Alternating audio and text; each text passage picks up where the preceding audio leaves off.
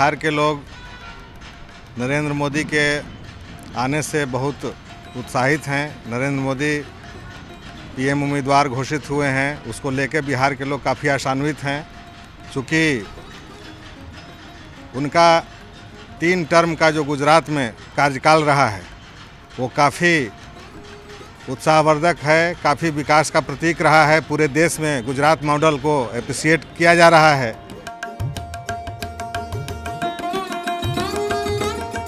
यहाँ पे मतलब पूरे बिहार को देखने के बाद हम लोग ऐसा लगता है कि यहाँ पे मेडिकल कॉलेजेस या फिर और भी एजुकेशन फील्ड में और यूनिवर्सिटीज, बेसिकली यूनिवर्सिटीज यहाँ बहुत यूपी कम का है। रहने वाला हूँ, फिर भी ओवरऑल अगर देखा जाए तो बिहार में फैसिलिटीज बहुत कम है। और हम लोग ये डिमांड रही जैसे कि गुजरात में सारा सिस्टम बैलेंस्ड हुआ है, एक एजुकेशन फील्ड मतलब प्रॉपरली बैलेंस्ड है, उस तरह का सिस्टम हम लोग बिहार में भी चाहते हैं। अगर मोदी जी मोदी सरकार अगर बनते हैं तो यहाँ है। और मैं ये जरूर कहना चाहूँगा कि चुनाव के दिन ना बैठे बेकार, इस बार बनाए दिल्ली में मोदी सरकार। As a Modi we can expect a lot of things because he has been created more expectation since beginning and we will expect that as a Modi PM that he will maintain a good relation with neighbor country along with good diplomacy, because recently we have a good example for Devani dispute.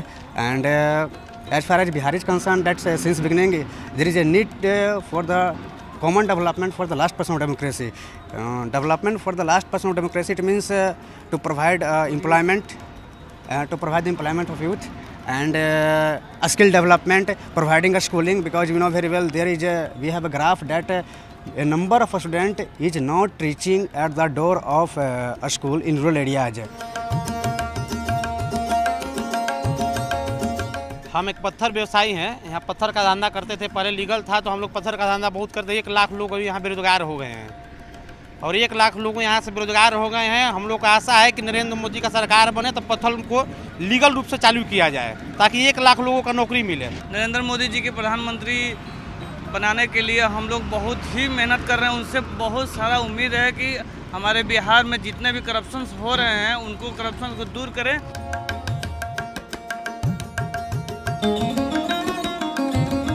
हमारे यहाँ पहले guardian Dalmia नगर में काम करते थे लोग, आज डालमिया नगर factory बंद हो चुकी है। अगर नरेंद्र मोदी आए तो यहाँ डालमिया नगर फैक्ट्री जो है उस पर चलाने का ये काम करें। हम लोग मोदी जी का बहुत अच्छा समर्थक हैं, ठीक है। और आए तो हमारे तरफ अभी रोड की भी कमी है, या रोड का सब देखें। और आगे हम लोग क्या कहेंगे, 40 का 40 सीट नरेंद्र मोदी के झोली में डालना चाहते हैं हम लोग, कि ताकि उनका सरकार यहाँ वर्चस्व बनाए। माननीय मोदी जी से हम लोग को पूरा एक संभावनाएं है, आशा है कि दलगत भावना से ऊपर के उठ के देश के विकास और बेरोजगारी भ्रष्टाचार मिटाने के काम करेंगे। हम लोग यही चाहेंगे कि जाए सत्ता में और देश को अच्छी तरह से चलावें और वहाँ पर किसी प्रकार का भेदभाव नहीं होना चाहिए। और यहाँ बेरोजगारी मुख्य समस्या है, भ्रष्टाचार है और बहुत तरह की चीज़ें हैं। यहाँ के डालमिया नगर के मुख्य मुद्दा है जो कि बहुत 1984 से बंद है, वो इंडस्ट्रियल एरिया है। इस पर ध्यान देंगे, हमें आशा ही नहीं पूरा विश्वास है।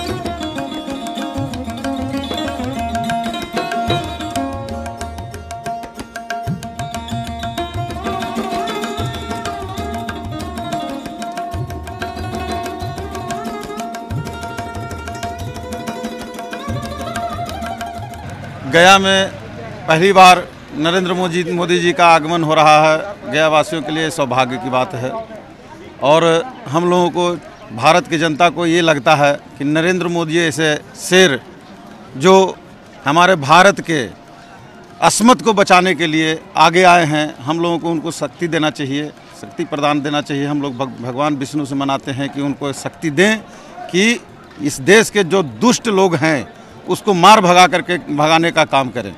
मोदी एक तरह का भाषा बोलते हैं कि हमारे देश में गरीबी है, इसको हटाना चाहिए, इसको गरीबी को मिटाना चाहिए और देश को सुरक्षित रहना चाहिए।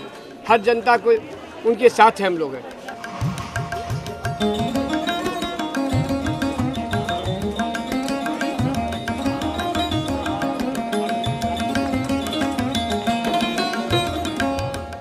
ये विष्णुपद नगरी है जो पूरे देश में, पूरे विश्व में प्रचलित है। यहाँ के जल गंगा जो है ये फल्गु गंगा, आदि गंगा के नाम से प्रवाहित होती हैं। यहाँ इस अभी वर्तमान समय में ये नाली बहुत का पानी गिरा करके यहाँ पर गंदगी फैला दी गई है। सरकार को मैं आकृष्ट करना चाहता हूँ, नरेंद्र मोदी की सरकार बने और यहाँ का जो सफाई अभियान है, नदी को जो चारों नदियों को जोड़ने की बात चल रही थी, वो देखते हुए यहाँ पर सफाई अभियान का कार्य चलाएँ, यही हम कामना करता हूँ, यही हमारी इच्छा है। ये गया है, पितृ गया है, यहाँ पे लोग श्राद्ध कर्म करने के लिए आते हैं। जैसे गुजरात में है अक्षरधाम है, सोमनाथ मंदिर है, जैसा उसका डेवलपमेंट हुआ है उस तरह से यहाँ पे भी डेवलपमेंट होना चाहिए, ऐसा हमारा आशा है नरेंद्र मोदी जी से। जब वो प्रधानमंत्री बने तो इसके ऊपर ये ध्यान दें। हम हैदराबाद से काशी गया, प्रयाग वो पिलग्रिमेज में आया, तो यहाँ देखे तो वो काशी यहाँ तो पूरा hygiene, it is not hygienic, the places are very badly maintaining.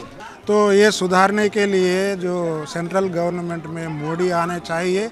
अब मोदी प्राइम मिनिस्टर बनना है तो देश सुधारता है, इसलिए मोदी आना है।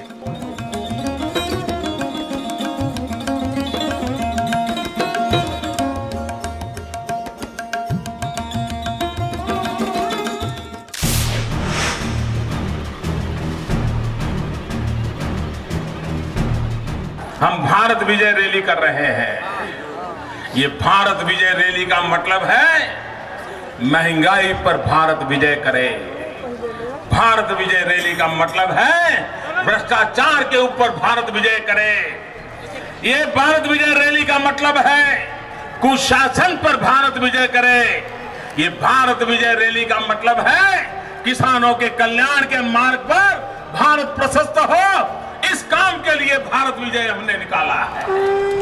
हमने बुराइयों के खिलाफ विजय प्राप्त करना है, कठिनाइयों के खिलाफ विजय प्राप्त करना है, संकटों के खिलाफ विजय प्राप्त करना है, आतंकवाद के खिलाफ विजय प्राप्त करना है, भाई भतीजेवाद के खिलाफ विजय प्राप्त करना है, वंशवाद के खिलाफ विजय प्राप्त करना है। और उस काम के लिए मुझे आपका साथ और सहयोग है। यहाँ सूखा रहता है कि नहीं रहता है? यहाँ का किसान परेशान है कि नहीं है? यहाँ पानी की किल्लत है कि नहीं? पानी का प्रबंध होना चाहिए कि नहीं होना चाहिए? जरा इन नेता को पूछो कुछ किया क्या? इतने बड़े पद पर बैठी हैं, मनमोहन सिंह जी को जवाब देना पड़े, सोनिया जी को जवाब देना पड़े, अडवाणी जी को जवाब देना पड़े, राजनाथ जी को जवाब देना पड़े, सुषमा जी को जवाब देना पड़े। इतने बड़े पद पर बैठी है, लेकिन आपके यहाँ हाल क्या है? दिए तले अंधेरा। अटल बिहारी वाजपेयी जी का एक सपना था और वो चाहते थे कि नदियों को जोड़ा जाए। अगर नदियों को जोड़ने का काम जो अटल बिहारी वाजपेयी जी ने चाहा था, वो अगर हम पूरा कर लेते या प्रारंभ कर देते तो आज बिहार के जिन इलाकों में बाढ़ आती है वहां बाढ़ न आती, और जहां सूखा लगता है वहां कभी सूखा नहीं लगता। बाढ़ वाले इलाका में किसान खुशी होता, सूखे वाले इलाके का भी किसान सुखी होता।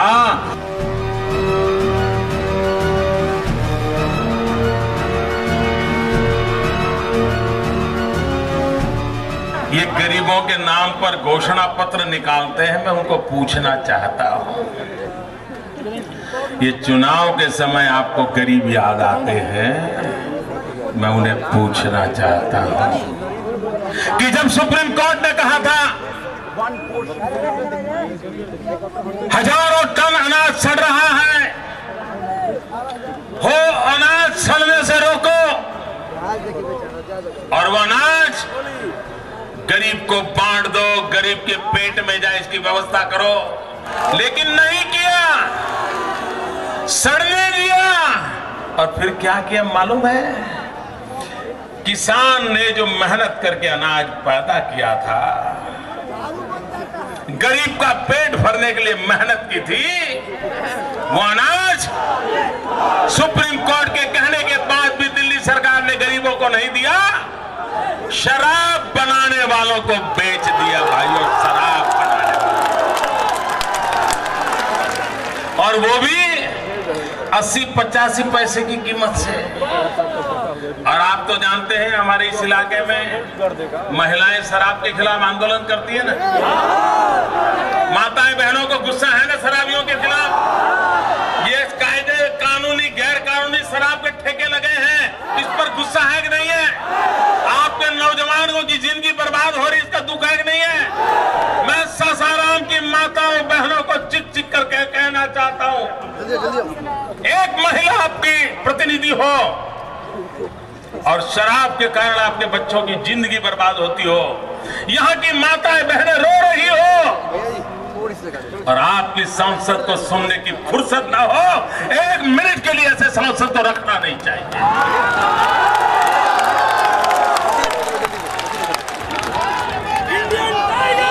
आपने जो अनाज पैदा किया, उस अनाज गरीब के पेट में नहीं गया, शराब कारखाने में गया, और वही शराब आपको बच्चों को बर्बाद करने के लिए बेच दिया गया है। आपके भविष्य को बिगाड़ने का पाप हो रहा है।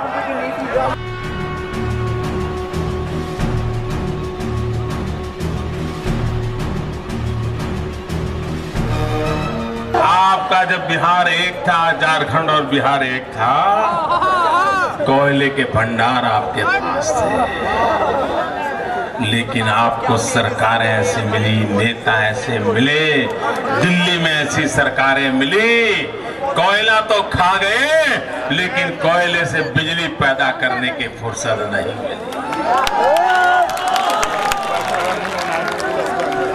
21वीं सदी का हिंदुस्तान, 21वीं सदी का मेरा बिहार अंधेरे में हो, ये आपको मंजूर है भाइयों?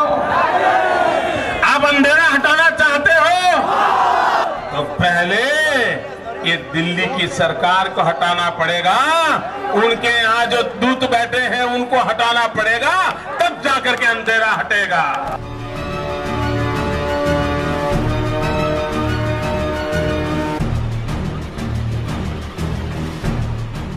दो 2009 के चुनाव में महंगाई हटाने का वादा किया था, जरा बोलो ना, वादा किया था, महंगाई हटी, महंगाई हटी, महंगाई घटी, महंगाई बढ़ी।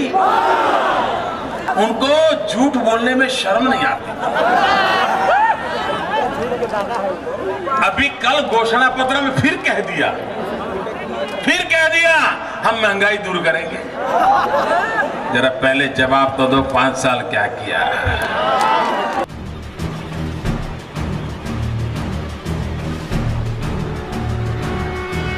बड़ोदरा, गुजरात में बड़ौदा में कांग्रेस संगठन ने चुनाव के द्वारा लोकसभा का एक उम्मीदवार तय किया था, उसका टिकट घोषित की गई थी, लेकिन परसों ये लोकतांत्रिक प्रक्रिया की हत्या कर करके साहबजादे ने उस टिकट को छीन लिया। क्यों छीन लिया मालूम है? मोदी वहां लड़ने वाला इसलिए छीन लिया ऐसा नहीं है, इसलिए छीन लिया कि जो जीत करके आया था वो दलित मां का बेटा था। दलित मां का बेटा था, क्या उसको हक नहीं है? कांग्रेस पार्टी में चुनाव जीत करके आया था, लोकसभा चुनाव लड़ने का उसका हक है कि नहीं है? आपने लोकतांत्रिक प्रक्रिया से उसको पसंद किया था, वो दलित मां का बेटा है, इसलिए आप उसकी सीट छीन लेते हो। भाइयों बहनों, कांग्रेस का दलितों के प्रति क्या रवैया है, कांग्रेस दलितों के प्रति किस प्रकार से सोचती है, इसका ये जीता जागता उदाहरण है।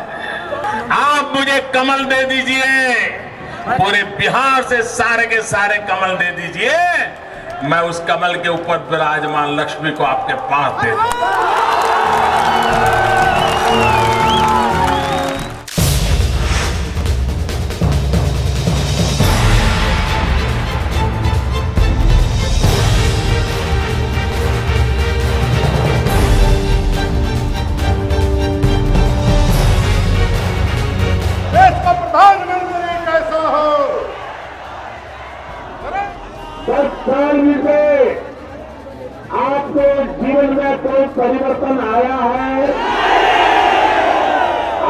भला हुआ है, नौजवानों का भला हुआ है, माताओं बहनों की सुरक्षा बढ़ी है, माताओं बहनों का सम्मान बढ़ा है, महंगाई कम हुई है, रोजगार का अवसर आया है, सुख चैन की जिंदगी मिली है।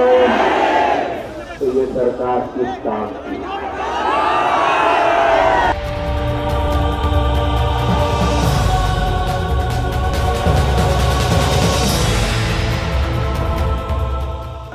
जिस भूमि ने विश्व को शांति का संदेश दिया,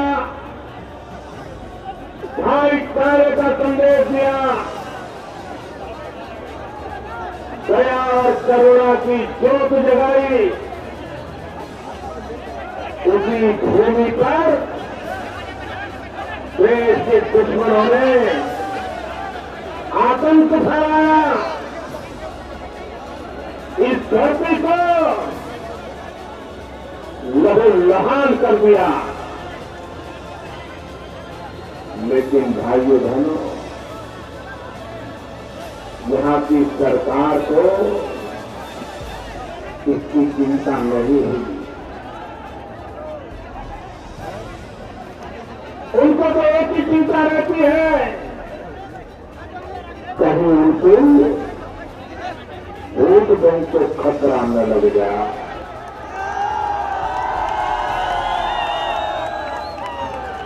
बम फूटे तो फूटे, लोग मरे तो मरे, आतंकवाद फैले तो फैले, लेकिन मेरी खुशी सलामत रहे। ऐसे लोगों ने बिहार को भी बर्बाद किया है, हिंदुस्तान को भी बर्बाद किया। आतंकवाद ये देश को एक बहुत बड़ा खतरा बना हुआ है, और वोट बैंक की राजनीति करने वालों ने अपने निहित राजकीय स्वार्थ के खातिर इसे पाला पोसा है, इनको पनाह दी है, और इकाई नहीं, इनको बचाने की कोशिश भी की है।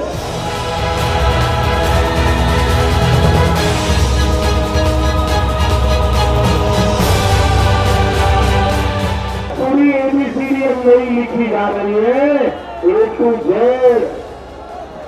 A फॉर आदर घोटाला, B फॉर प्रोसेस घोटाला, C फॉर कोयला घोटाला, ढेर तक भी घोटाला पहुंच जाता है। ये नई ABCD भ्रष्टाचार की लिखने वाली कांग्रेस पार्टी, उसके मुंह में हम भ्रष्टाचार दूर करेंगे, ये उसके मुंह में शोभा नहीं देगा।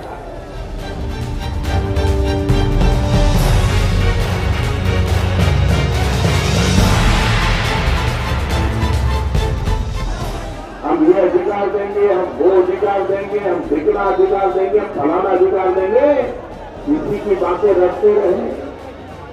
जब कल उनके घोषणा पत्र की बात मेरे अखबार में पढ़ी तो मुझे विचार आया, एक बार एक शिकारी जंगल में शिकार करने गया, वो शेर का शिकार करना चाहता, काफी घुमा लेकिन कहीं शेर नजर में नहीं आया, तो वो अपनी गाड़ी खड़ी करके थोड़ा टहलने के लिए निकला। इतने में एक कोने से शेर आकर के खड़ा हो गया। अभी अपनी बंदूक गाड़ी को छोड़ के आया, शेर सामने खड़ा हो गया। अब करे क्या? तो इसने क्या किया, अपनी जेब से राइफल का लाइसेंस निकाला और शेर का लाइसेंस दिखाया, मेरे पास लाइसेंस है, मेरे पास लाइसेंस है। भाइयों बहनों, ये दिल्ली की सरकार आपको ये अधिकार, वो अधिकार, ये राइट, वो राइट, वो एक्शन करने के लिए तैयार नहीं है। भाइयों, देश तुम्हारे एक्ट से तंग रखता है, देश के एक्शन पर